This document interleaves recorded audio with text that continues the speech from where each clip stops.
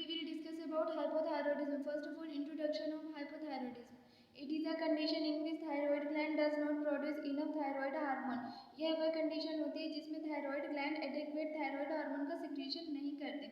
Women are especially those older than age 60 are more likely to have a hypothyroidism. जिन women की age 60 से up रहती है उनको ज़्यादा चांसेस रहते हैं हाइपोथायरॉयडिज्म होने के. Hypothyroidism upset the normal balance of a chemical reaction in the body. Hypothyroidism में हमारी बॉडी में जो नॉर्मल केमिकल रिएक्शन रहती है उनको अपसेट कर देता है, उनको डिस्टर्ब कर देता है. And causes like obesity, joint pain, infertility and heart disease. और हाइपोथायरॉयडिज्म की वजह से ओबेसिटी होती है, जॉइंट पेन होता है, इनफर्टिलिटी होती है एंड हार्ट डिजीजेज होती है. This is the introduction of hypothyroidism.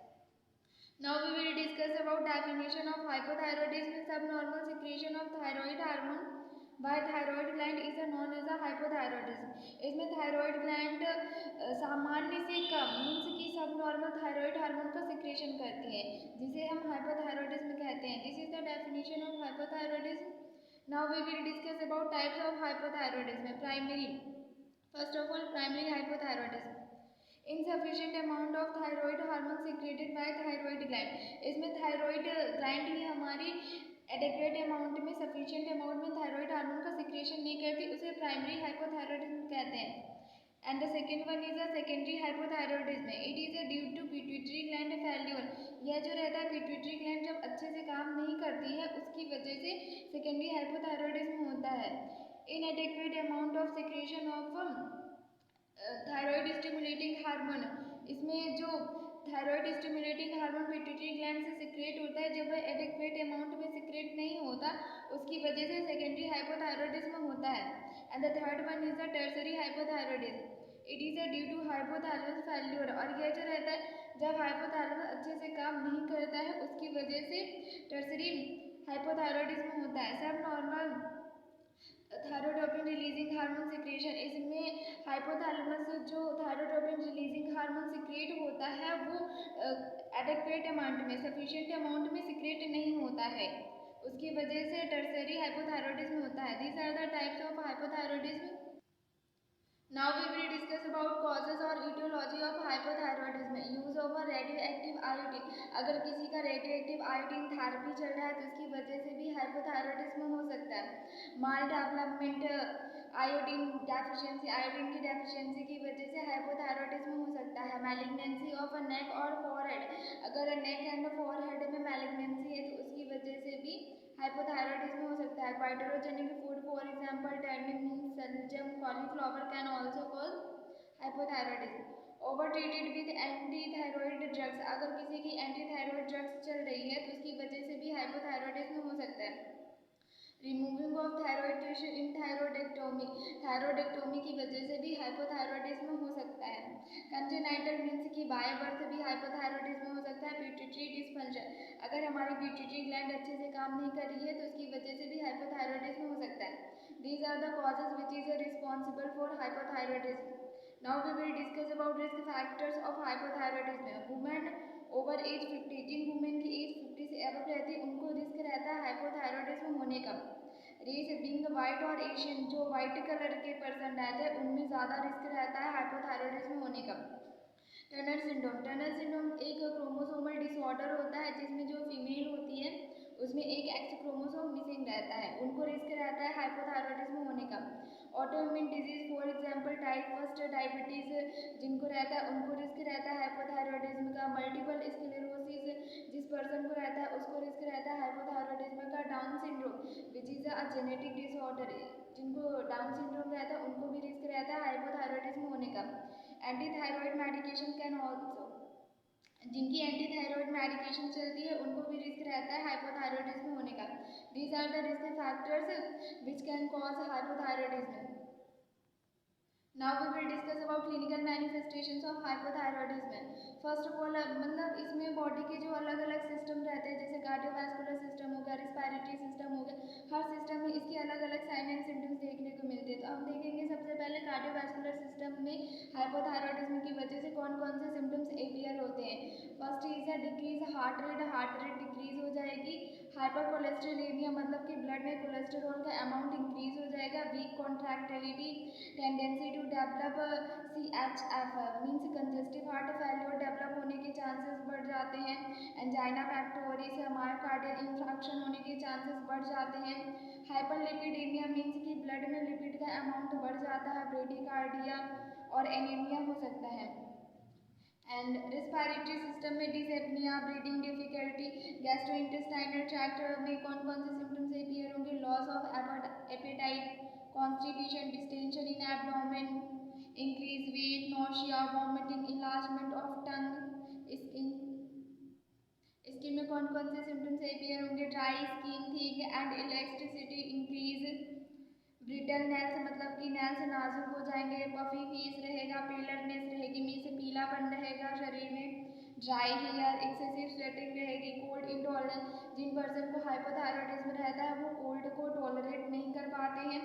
अब मस्कुलोस्केलेटन में कौन कौन से सिम्टम्स अपीयर होते हैं। फटीग होगा पर्सन को, मसल पेन होगा, वीकनेस होगा, स्लो मूवमेंट होगा। रिप्रोडक्टिव सिस्टम में इरेगुलर मेंसेस, वुमेन्स में इरेगुलर मेंसेस रहेंगे। Decrease libido, others myxoedema, dry firm waxy swelling of skin में स्वेलिंग रहेगी। वाइटर, sleepiness. These are the clinical manifestation in case of hypothyroidism. Now we will discuss about diagnostic evaluation to diagnose hypothyroidism. Subnormal T3 and T4 level means कि triiodothyronine और thyroxine hormone जो रहेगा normal से कम रहेगा। हम test करेंगे, इसके through हम डायग्नोस करेंगे हाइपोथायरॉयडिज्म को और ECG करेंगे। Elevated serum cholesterol level, serum electrolyte level, sodium में भी लो इन लेवल्स और सोडियम जो रहेगा वो लो रहेगा। Now we will discuss about complications of hypothyroidism. Myxoedema हो सकता है, कन्वर्जन्स आ सकते हैं पेशेंट को, hypoventilation, cerebral hypoxia, these are the complications of hypothyroidism. Now we will discuss about management of hypothyroidism. First of all, medical management of hypothyroidism. Synthetic levothyroxine, levothyroid and synthetic is a preferred. Doctor जो रहते हैं लेवोथायरोक्सिन patient को लेने के लिए बोलते हैं, medicine patient को प्रिस्क्राइब करते हैं। कंसनट्रेटेड ग्लूकोज में भी given if hypoglycemia is evident. अगर हाइपोथायरॉयडिज्म के पेशेंट को हाइपोग्लाइसेमिया है तो उसे कंसनट्रेटेड ग्लूकोज भी एडमिनिस्टर किया जाता है। If myxedema coma is a present, thyroid hormone is a given IV until consciousness is a restored. अगर पेशेंट को मिक्स एडिमा है तो थायराइड हार्मोन तब तक देते हैं जब तक कि पेशेंट कॉन्शियस ना हो जाए। These are the medical management to manage hypothyroidism. Now dietary management to manage hypothyroidism. A patient having hypothyroidism due to iodine deficiency, अगर आयोडीन की डेफिशिएंसी से हाइपोथायरॉयडिज्म हो रहा है, then provide high iodine diet. Patient को हम high iodine diet देंगे। Avoid soybean, soybean नहीं देंगे हाइपोथायरॉयडिज्म के पेशेंट को। अवॉइड ग्रीन लीफी वेजिटेबल, जो हाइपोथायरॉयडिज्म के पेशेंट रहते हैं उनको ग्रीन लीफी वेजिटेबल्स नहीं देना है। These are the dietary management to manage hypothyroidism.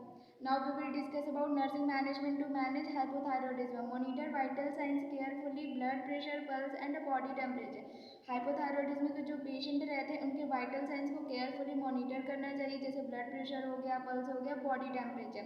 Administer antithyroid drugs as a prescribe, जैसा फिजिशियन ने प्रिस्क्राइब किया गया होगा, फिजिशियन ने प्रिस्क्राइब किया होगा वैसे ही हमने पेशेंट को एडमिनिस्टर करना है एंटीथायरॉइड ड्रग। इंस्ट्रक्ट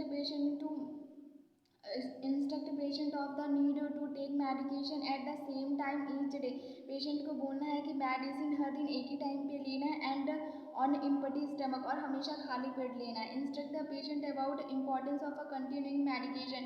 पेशेंट को मेडिसिन कंटिन्यू करने के लिए बोलना है और उसकी इम्पोर्टेंस को बताना है।